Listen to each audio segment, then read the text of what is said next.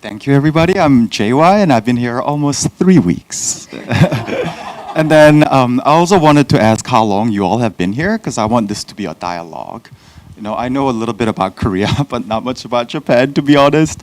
So I'm learning with you all. So yeah, feel free to interrupt or ask questions and then give comments anytime. I have many sessions with you, so we don't need to do everything today. So.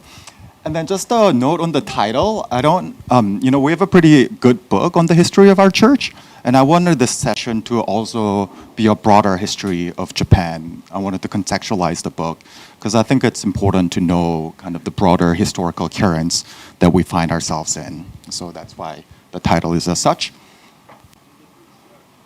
Oh, thank you. Oh, I want cold coffee too. So today's game plan is I'm going to have a slide for each of these points. We have a long history to cover, and then I called it the prehistory, and then the first half century of TUC, because I think we are all inheritors of our history, right? And I think we are beneficiaries of what the Catholic missionaries did in the 16th century that began really the mission in Japan. So I want to kind of start there and end in 1929. So we never got to this church. We begin, these four are about kind of the broader history. And then this will be in the 1870s. These four slides will be our own history. So that's kind of how I want to progress. And you'll get to hear who my favorite pastor is also. Pastor Hector obviously is my favorite pastor, but for before 1930. So far, first impressions. So yeah, how does Christianity begin in Japan? I have too many faces, sorry, this can be confusing.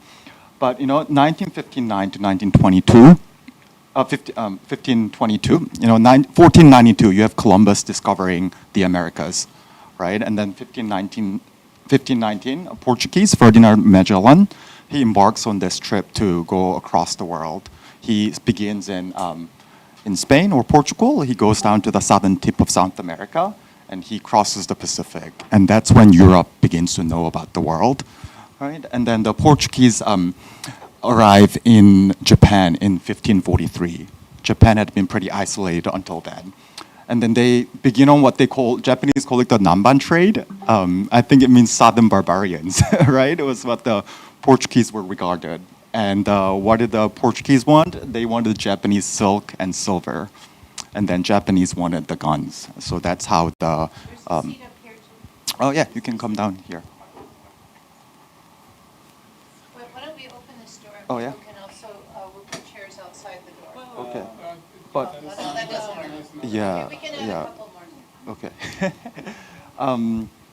So yeah, that is the beginning of the contact between Europe and Japan, and 6 years after that first traders arrive in Japan, you have Saint Francis Xavier. Do you all know who this man is? Yeah, he was one of the founders of the Jesuit order of the Catholic Church, where.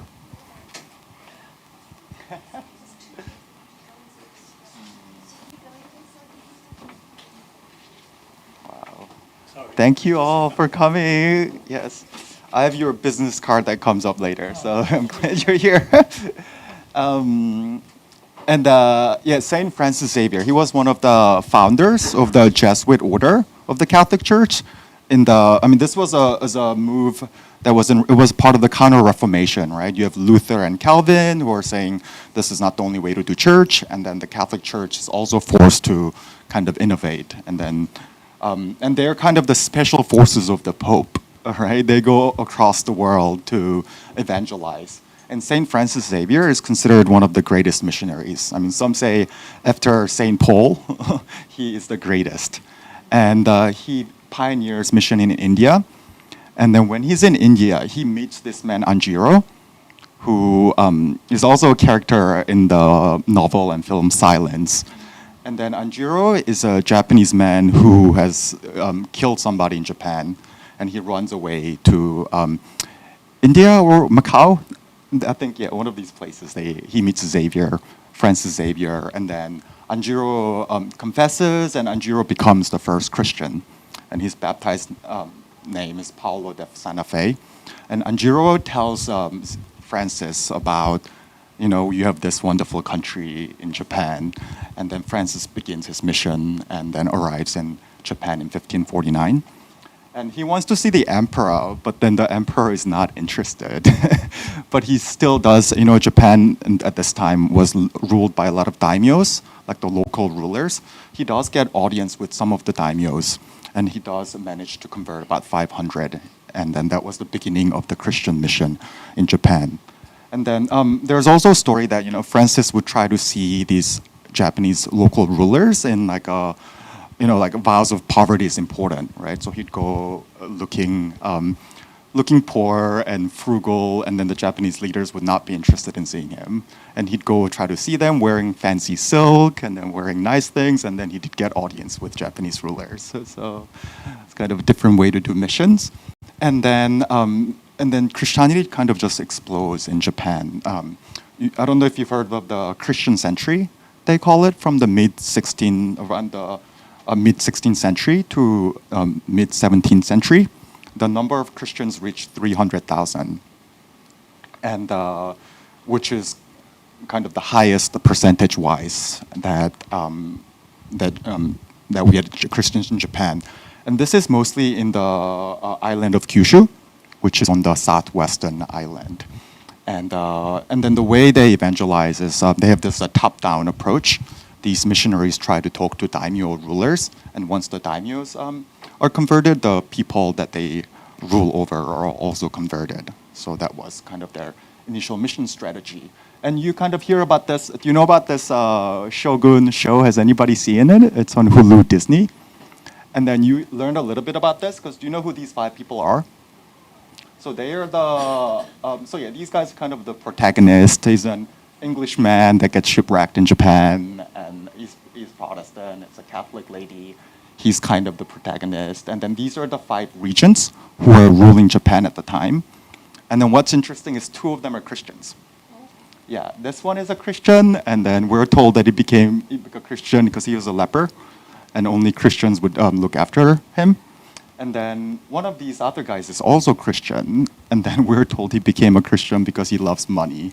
And then the trade with Portugal was very lucrative. That's Saint Francis of Xavier. And then, have you been to the National Museum in Ueno? Yeah, has any of you seen this screen? I don't know if you can see, but this is a screen from the 16th century, and it shows the Portuguese who come in their black ships to trade. And then you see the Jesuit missionaries here. And you can see the first church in Japan too. So that was kind of our prehistory.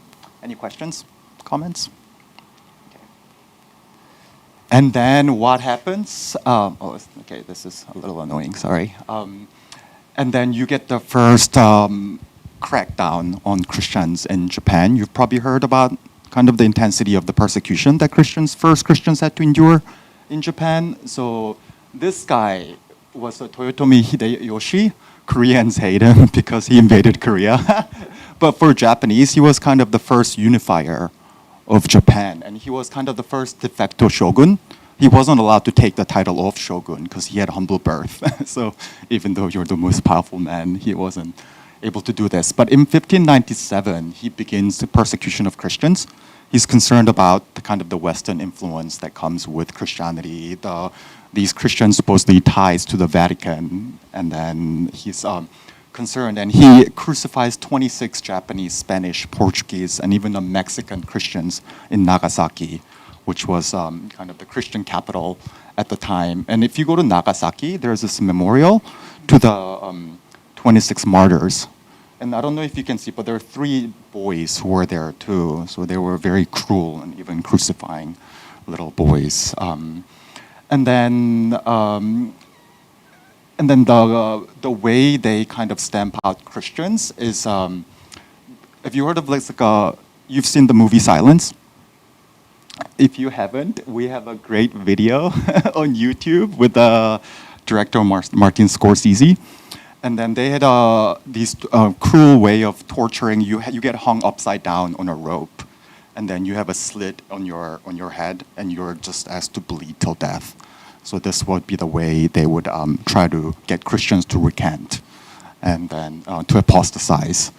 And then they also have these fumie. Guess where this is from? Does this look familiar to anybody? It's from Pastor Hector's office. Hopefully he will not make us do this. But these fumie. So once the shogun begins cracking down on Christians, every year Christians are required to go to Buddhist temples, and then they're asked to. It's either the image of Jesus or Mary, and they're asked to step over it. So that would be the way they would kind of ferret out Christians every year. And then in 1637, there's a rebellion in an area of Shimbara, which was also in Western Japan, in Nagasaki. And there's a huge uprising of 40,000 Christian peasants. And then the shogun sends about 200,000 soldiers to crack down on this. And then after that, Christianity kind of disappears in public life. Japan also isolates. Japan cuts all trade with all the other countries. I mean, there's a small trade with the Dutch in Nagasaki, and with the Koreans and Japanese. I mean, so Koreans and Chinese, but other than that, Japan isolates. And then how Christians respond to this is you probably have heard of Kakure Christian, right? About 150 Christians, they kind of go underground. So they would still do the Shinto and then Buddhist rituals, but they would practice Christianity underground. And then I guess one of they have this Maria canon, or it's Guanyin in Chinese. You have this like a goddess of mercy in Buddhism that Christians also would carve maybe like a cross behind the statue and use that as part of their worship and spiritual life. And I don't know if you know, but we also have a great adult education series on our website. So if you want to learn more about hidden Christians, you can do so. And but I guess on Buddhist, I guess this here, when Francis first came, because he came from India, Japanese thought he was Buddhist. They thought Christianity was a form of Buddhism, and then they figured out that that's not the case. So. Yeah, and then so Christianity goes underground, and Edo period. It's a time of relative peace and prosperity for Japan until the mid 19th century, and then what happens? Matthew Perry, you probably have heard this name, yeah, Commodore Perry. So 1853, it's.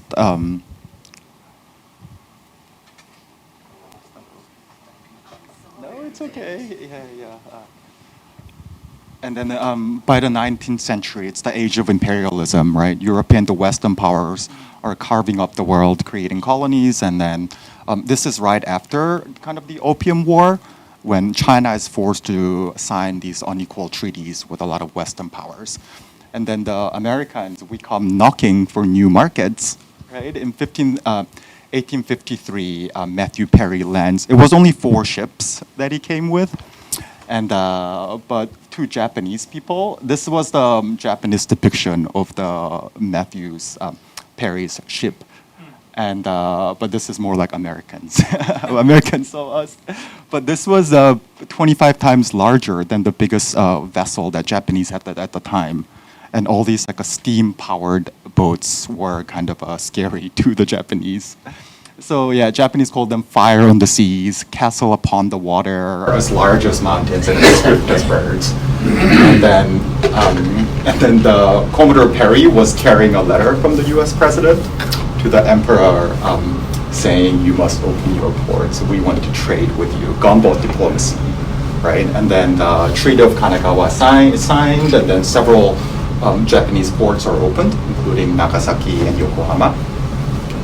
And then Townsend Harris becomes the first U.S. consul residing in Japan, and then he negotiates the freedom of religious expression for just Americans. So that is kind of what allows us to do church. That was in 1890? No, this is still the 18. This is like 1854 1954, I think the treaty was signed, and another treaty signed several years later. Okay. Yeah, so this is when Japan first opens. And then how does Japan respond to all these unequal treaties? The emperor responds. You've probably all heard of Meiji Restoration. Does that sound familiar? Yeah. We learned it in school. You learned it in school! You want to tell me what you remember about the Meiji Restoration? Oh, we learned it many times, and every year the Japanese TV station carries a drama almost every year on this, because this is a huge topic, like the revolution is to the Americans. Yeah. But this is this just ended the reign of samurai, which has yeah. actually started in the 13th century from Yeah. the Kamakura period Yeah. so it was a huge event, and Right. it brought back the emperor from Kyoto to Tokyo, and the people in Kyoto still resent resentment, and they say he's just right. Yeah, that's what the emperor wrote. It was a 15-year-old emperor, and then it was actually more like a samurai, like a kind of initiated a revolution. These are, Japan was still ruled by a lot of these daimyos, right? There were about like 100 of them. And then these Satsuma and Choshu are also in West. And these samurai kind of, because part of the deal with the Tokugawa Edo period was,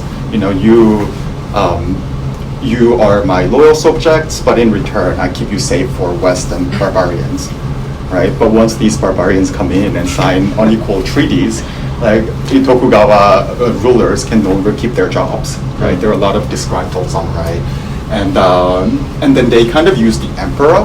Their emperor was always kind of the symbolic head. Emperor didn't have much political power, but when these samurais were seeking reform, they kind of mobilized the country around the emperor. And then this is from the Meiji Memorial Museum that's near the National Stadium. And I don't know if any of you have been there. Have you? Which museum? The Meiji Memorial. Where is it? It's near the Meiji Shrine. Oh no, the Meiji Shrine. There's the Meiji Jingu Museum, but Meiji Memorial is near the National Stadium. These are separate building. And then if you go, I'm guessing you might have gone as like a school kid, and I think it's kind of cool. They have all these like 70 portraits of important events from the emperor's life. And apparently the emperor did not like to be photographed. So for painters, I guess he created jobs for painters. So that's how he recorded his life. And this is, you can kind of see what's happening with Meiji Restoration also. I think in the 1870s, the imperial family gives up their kimono and puts on dons Western clothes. And this was when emperor was I think was like a 9-year-old boy or something. And I think he had this like some hair cutting ceremony that represents his initiation into adulthood. But you can see by the time he's an adult, he's wearing kind of what the European rulers would wear, right? And then samurais are asked to give up their privileges, and samurai used to wear all 2 swords next to them, right?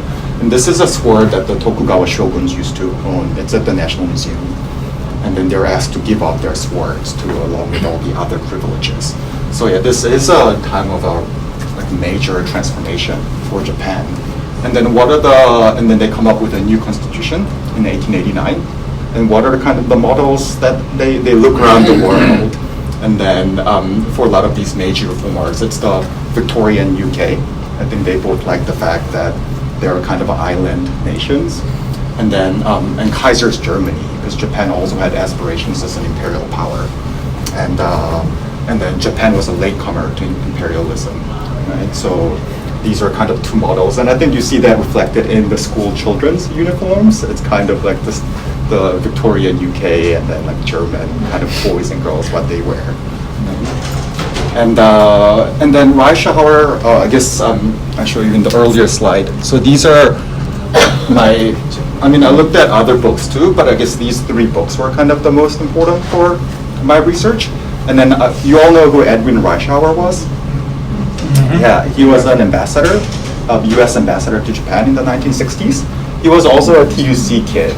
He was, he grew up a missionary kid. So yeah, and in 1879, he wrote a book called The Japanese.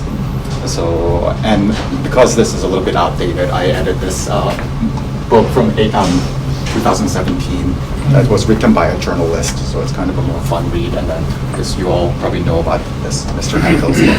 One comment. Yep. Edwin Reischauer's father is A.K. Reischauer, who was a missionary and also a teacher, religious and English teacher at the Meiji Gakuin in Shiroganedai.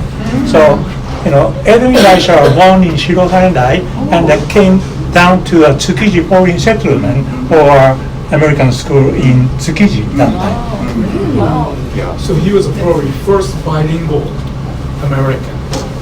And then after World War II, he was the first American scholar who directly talked to Emperor Hirohito in Japanese. Right. Oh, wow. Yeah.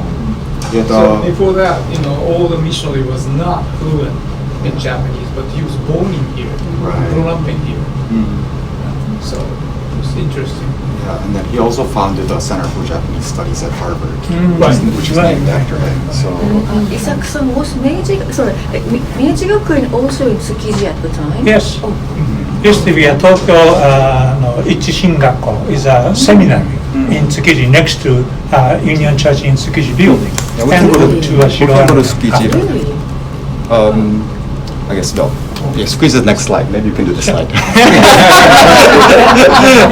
But I guess I just want to finish here. Yeah, and then this is when Japan kind of becomes an empire. 1894 to 95, Japan goes to war with China. Who wins? Do you know? Who goes to, let's say that. 1894-95, Japan goes to war over China. Who wins? Do you know? Oh, Japan. Yes, Because and then it's not really China, but it was the Qing Qing dynasty. Qing dynasty. And then 1904, 1905, Japan goes to war with Russia. And who wins? Do you know? Japan wins. And do you know where they fight? Both wars? They fight in Korea.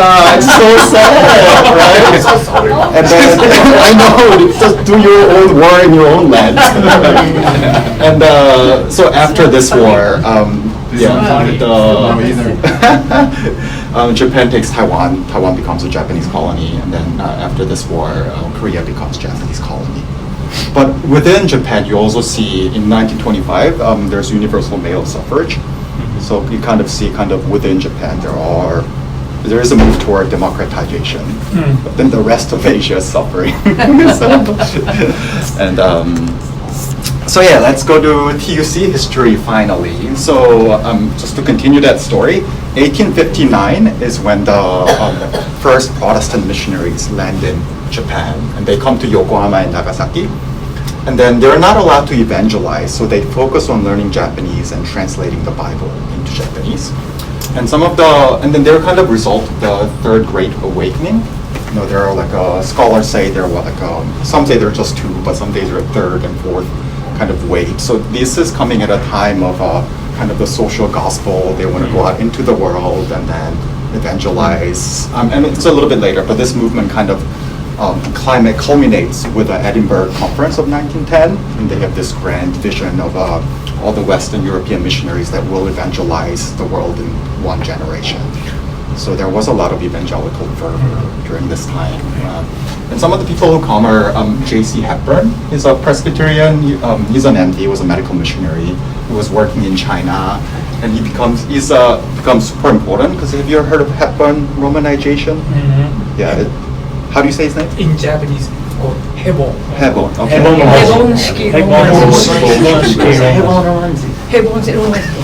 Yeah, so he becomes an important linguist, and he founds Meiji Gakuin University. So that's on the Reformed Presbyterian side, and then Episcopalians also send their missionaries, Williams and Liggins, and they found Rikyo University.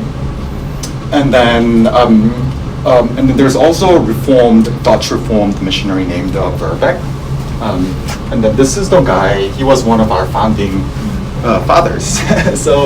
And I find him to be a fascinating character. He was born in Holland, but he came to the US when he was age 22, and he came to Japan when he was 29.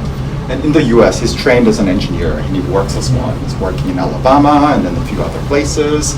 But he catches cholera, and he promises with God that if I get healed, I will come to Japan. And God heals him, so he does come to Japan. And what is he doing? He's teaching, because this was a time when they weren't allowed to evangelize publicly, so he's teaching Japanese politics and science. And then some of his students and one of his daughters who lived his house become future prime ministers of Japan. So he plays an important role as an important advisor during the Meiji Restoration. And then there are other figures who are also the founding fathers, and there are founding mothers too. We began as a family church, right? The first meeting was at the house of Daniel Green, who was an American Congregationalist. And then this was in January 1817.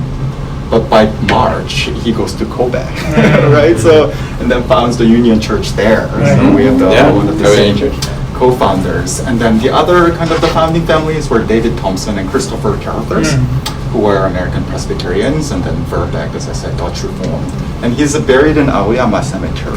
So he's, May I make 2 comments? Mhm. One is Aoyama Cemetery has a section called Gaijin Buchi, which used to be in ruins, but I think Mayor Ishihara sort of cleaned it up to make it nicer. And there are tombs, waka of all these missionaries, and it's a real nice place to walk. Yes. We're there every 2 weeks, and it's fun. Maybe we could go there together. I think this would be a fun. And also another fact, meanwhile, in 1865, in Nagasaki, the Catholics built their first cathedral, and in 1865, a group of very bedraggled Japanese came to the father, and asked them about Holy Mary. And they recognized that the Christians once thought to be lost were actually surviving in Nagasaki. And that this is a very big year in Japanese Catholic Church, 1865. Could you guys hear that back there? Yeah, that's really good.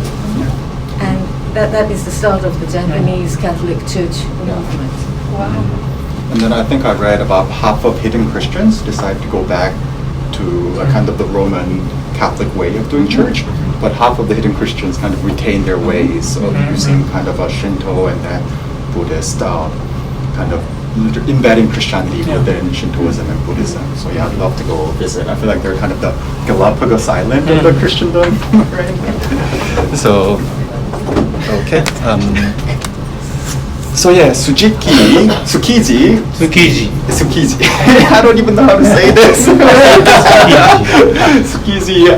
So we have this record once the church begins. 1872 is when we get a building.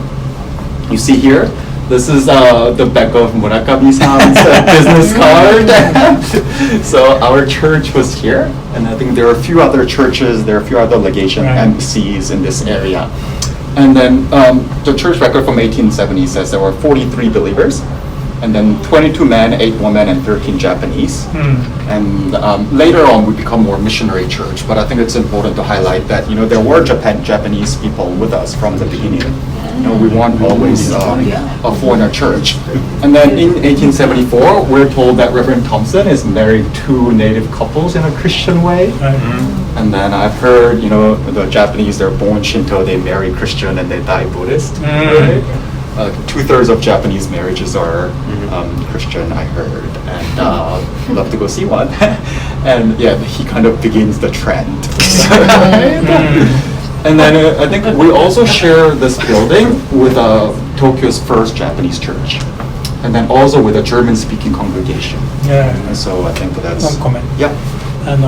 Japanese church used to be called Shin Sakaebashi Church. They shared their building church with a Union Church in Tsukiji, but because the cholera was occurred, and so they were kicked out to move to the Shin Sakaebashi around here. So they called it the Shin Sakaebashi Church, and then after foreign settlement to close down, they moved to Meguro. So they still are in Meguro. They have 150 years over. Really? So wait, who moved to Meguro? Which church was that?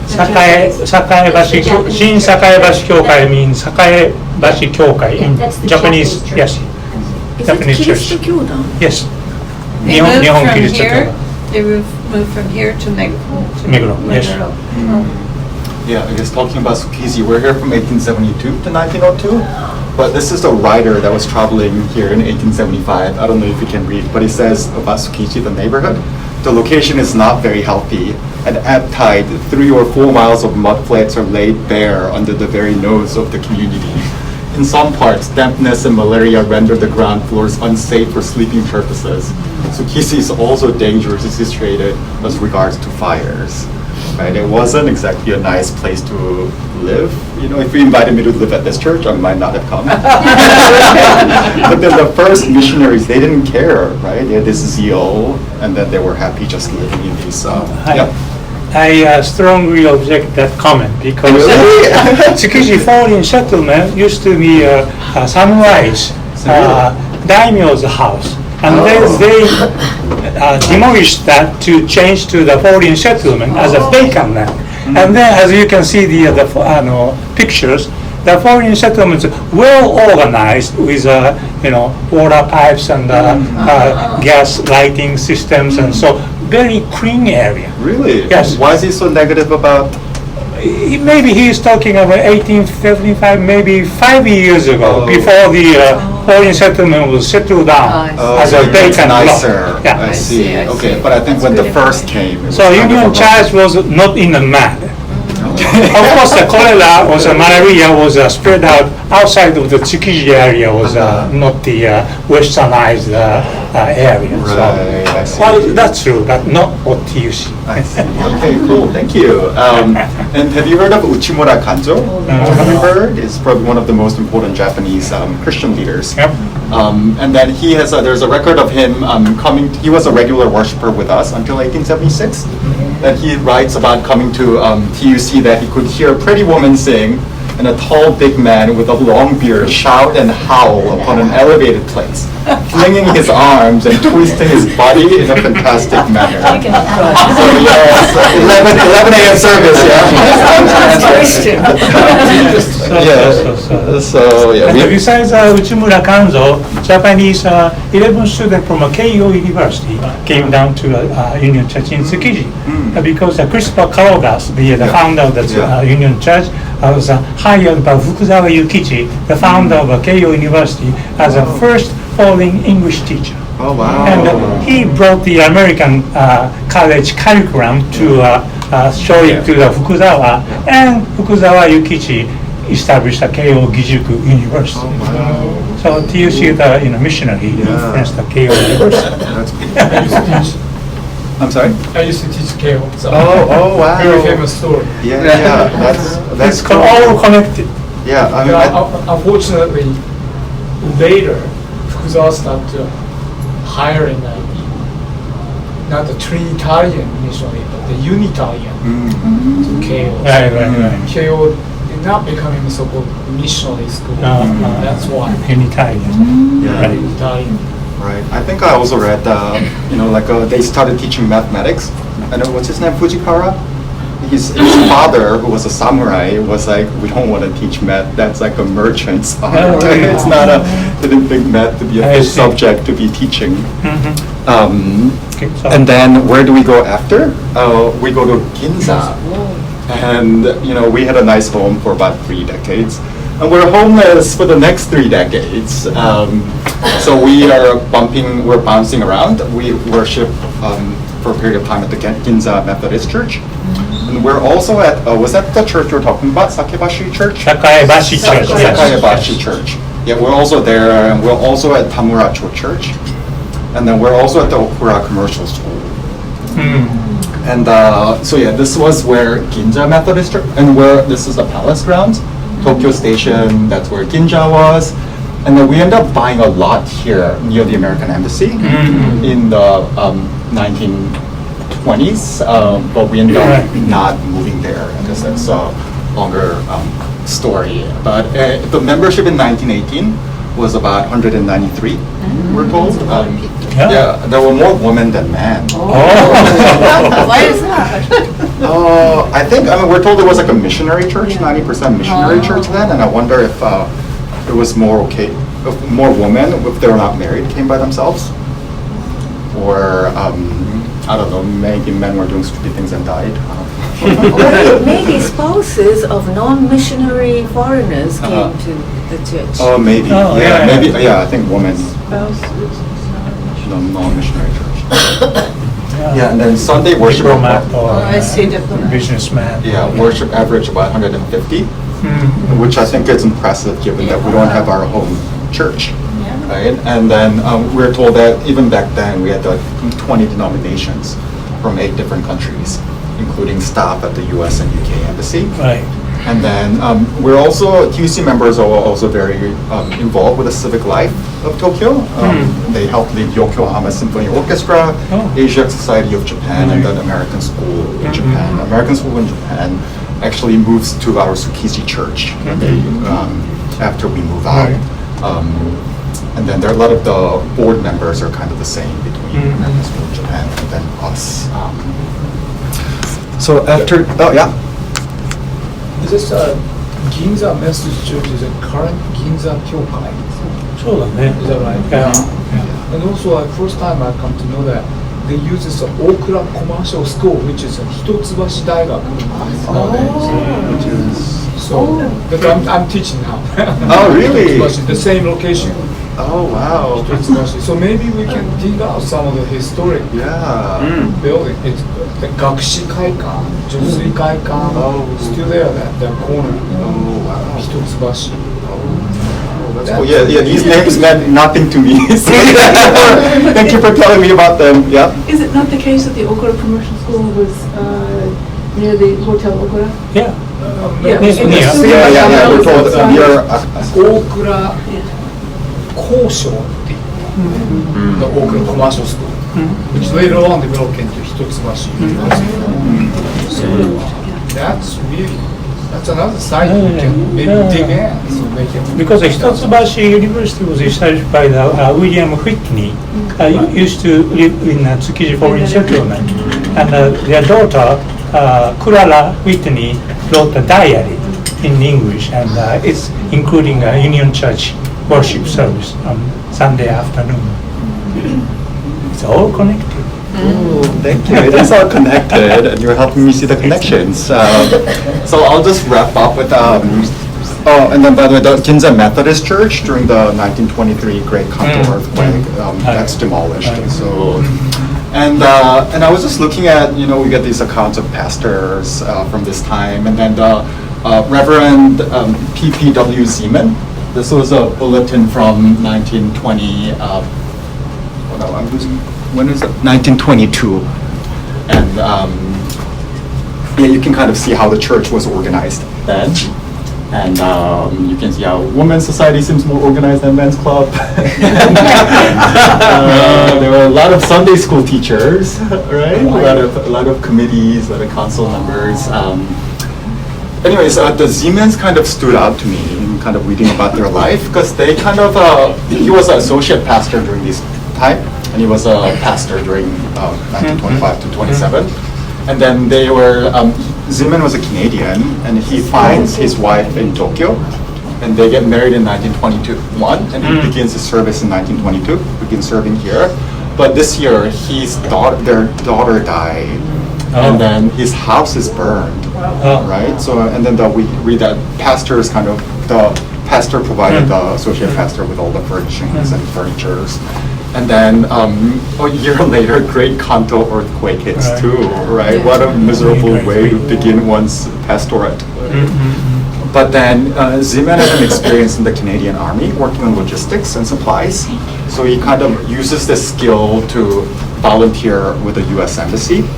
And he begins distributing clothing and food from Imperial Hotel, which I suppose survived the earthquake. And he also conducts worship there until we moved to St. Andrew's Episcopal Church for a bit. And then Zeman does such a good job that he goes on, then the U.S. Embassy begins paying him to do the job. And then he was acknowledged and thanked by the U.S. Secretary of State and the U.S. Ambassador to Japan for his services during this relief effort after the earthquake. And then when he was on study leave, he was fundraising for TUC also. So seemed like such a dedicated pastor. But I could not find an image of him. I could only find an image of his son, so I don't have any pictures of him. But this was, do you know what this building was? Asakusa. Was it Asakusa? Yeah, but this was, I think it was Tokyo's first skyscraper. but that With the elevator. So- I guess becomes kind of Tower of Pisa after Right, the earthquake. right. And then this was just like a bulletin. It's sort of the same bulletin that from 1922. We have this big quote from Abraham Lincoln, and 3:15 was when we used to worship in the afternoon, and then we called it divine worship. And I think it's pretty similar to what we do now. How much has changed? Sermon was titled "Emaciated Souls." So yeah, that's what I have. It's late in the service. Yeah, it's late. Yeah, because it was a missionary church, and a lot of missionaries were serving other churches in the Right. morning. That's Right. why they. In the service, it's before the end of the service. What is? Oh, the sermon. Oh, there's a lot of things going on. Yeah, yeah. So yes, thank you for coming. Very good. Can I say something? Or yeah, you think you might. Oh, that way it's recorded. So, first of all, I want to thank God, because this is a miracle that we have JY here, and maybe we can end in prayer. We had reached out to people, we were looking for people. I know Joe and, and many people, my son, are so excited about writing our history, and it's not easy to find the right person. But we have a beautiful Christian who has a journalistic background, Good. who wants to become a pastor, who wants to do this project. Good. We have him only 20 hours a week, just so you know. Pray he makes progress on his PhD in management. That's one of the prayer requests. This gentleman was provided by his salary by a special donation. So for all of you who know we're in a little bit deficit, we need to catch up on our resources. This is not part of that. But I can feel the energy here, which is so amazing. And so we have so many knowledgeable people here. He will be in contact with you. We will be working together on this project to write our history. So I think we should all just give praise today, for Amen. God is so faithful to us, honestly. And let's end with prayer. Yes, go ahead. Comment? Yes. Thank you, Catherine, and thank you, JY. And I so appreciated this lecture. And I felt like this is pre-COVID times when we could get together and learn together. It was such fun, and I'm so thankful to the person who donated JY's remuneration, because we are in deficit. Yeah. And some people were worried about that. So seriously, It's mostly people playing their pledges. Yes. Spread the word. And something that happened through COVID that I noticed, many people felt lost.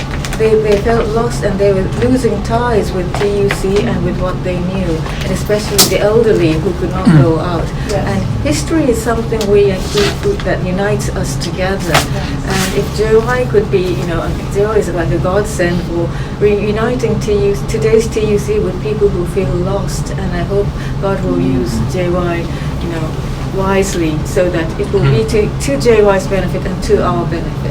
He will be interviewing all our older TUC members.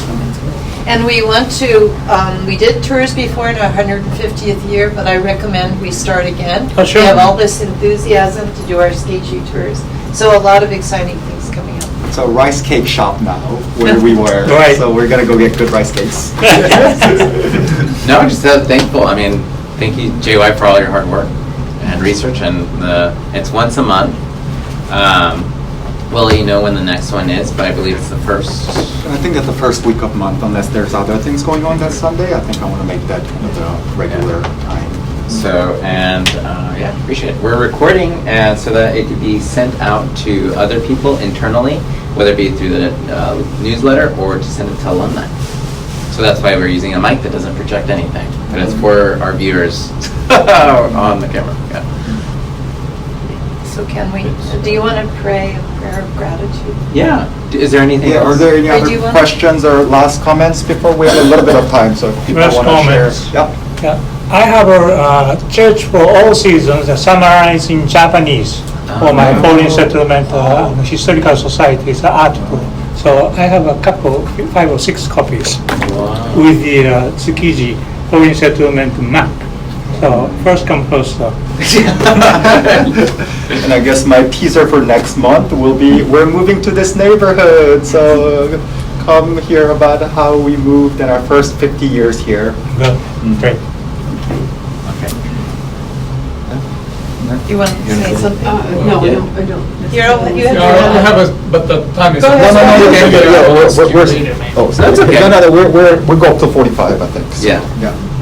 I think it's very interesting to see the historical description of how our church is formed. But I'm a philosopher, that's why I'm interested in what kind of a theology background this Tokyo Union Church formed. Because right. seemingly, originally, Yeah. there's so many denominations get Yeah. together, but mainly it's a Protestant. Yeah. Presbyterian. Yeah. Very Yeah. Presbyterian. Yeah, these are all. And then they are not together with a Catholic. Yeah, and no Methodist either, no Baptist. That is a very, very interesting to see. So maybe if you wanna, when you're Yeah, doing a PhD, maybe Right. you might wanna dig in Yeah. a little bit about.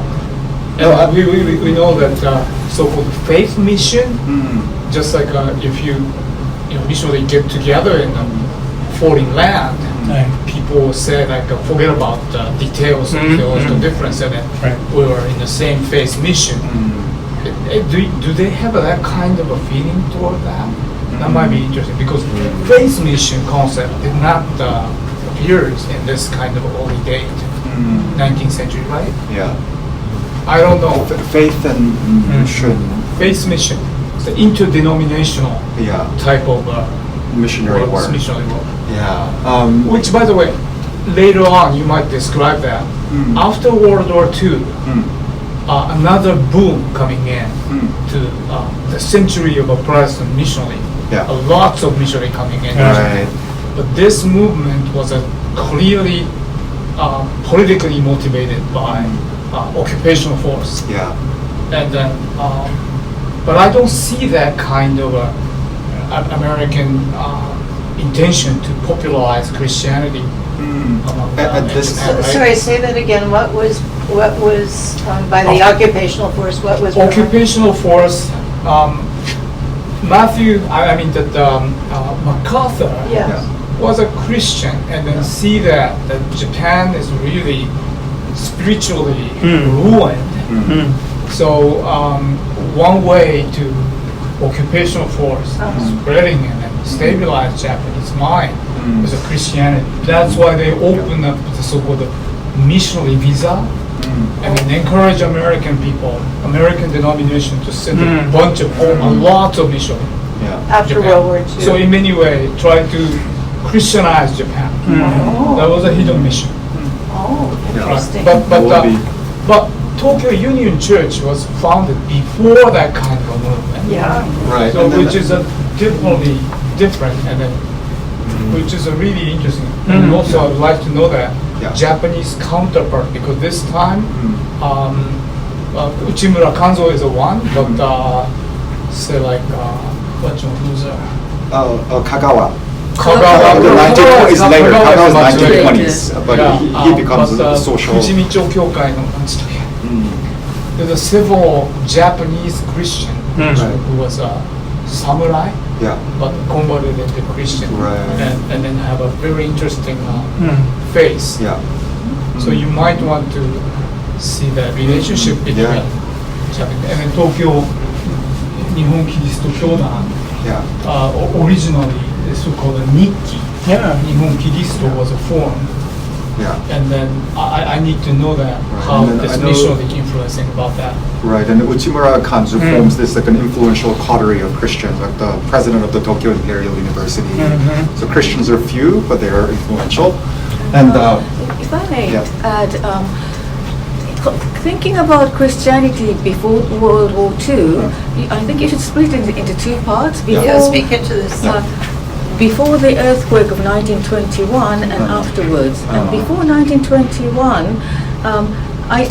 apart from TUC, I know that there was a lot of was a lot of infighting between various missionaries on who is going to be the biggest church in Japan, and there were lots of fights and formations of small churches. But then the earthquake was such a huge event that people had to put in resources, and many new missionaries came in. And also, from 1921 to 1944, Japan was nationalizing. So so those are two very different periods. You know what to think about. Thank you. And then I'll just wrap up by saying, like these Congregationalists, Presbyterians, and Reformed, what do they have in common? They're descendants of Calvin. Within kind of there's like Lutherans, or Reformed, there are Anglicans. So Calvin, John Calvin. So. And then if you want to know more about the hallmarks, I'm historically minded, Pastor Hector is philosophically minded. You can always, But it's interesting among the Calvinists, like a congregational tradition was led by Ebina Danjo, who actually very, very popular in the western portion of Japan. And then also like Uemura Masahisa, who founded the Fujimicho Kyokai, also Calvinist, but more directly related to Nihon Kiristo Kyodan. And then Uchimura Kanzo was interesting, attending Tokyo Union Church, and then he was disappointed about the missionary, so he became a later so-called the non-church movement, Mukyokai. Who was that? Kanzo Uchimura. Kanzo.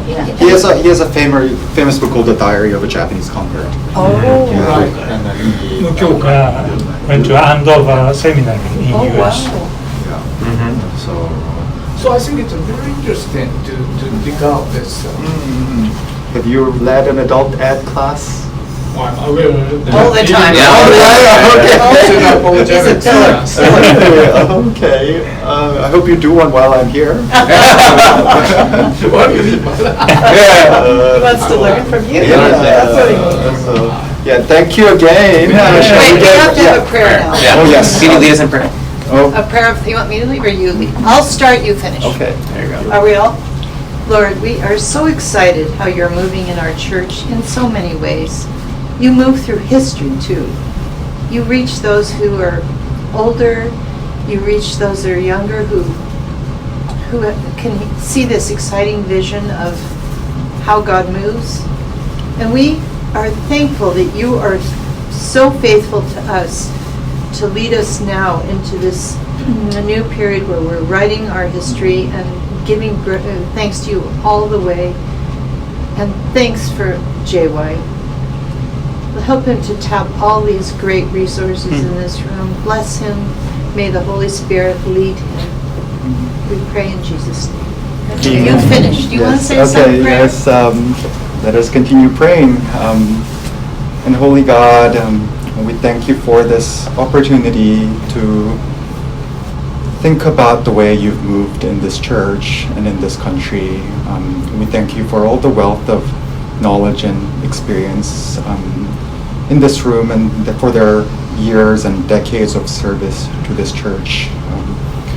We pray that you will walk with us in this project of writing the last 50 years of TUC's history, and then we also pray that you will be with us in the subsequent adult ed classes also. We lift up these prayers in the name of your Son, Jesus Christ. Amen. Thank you. Thank you. Thank you.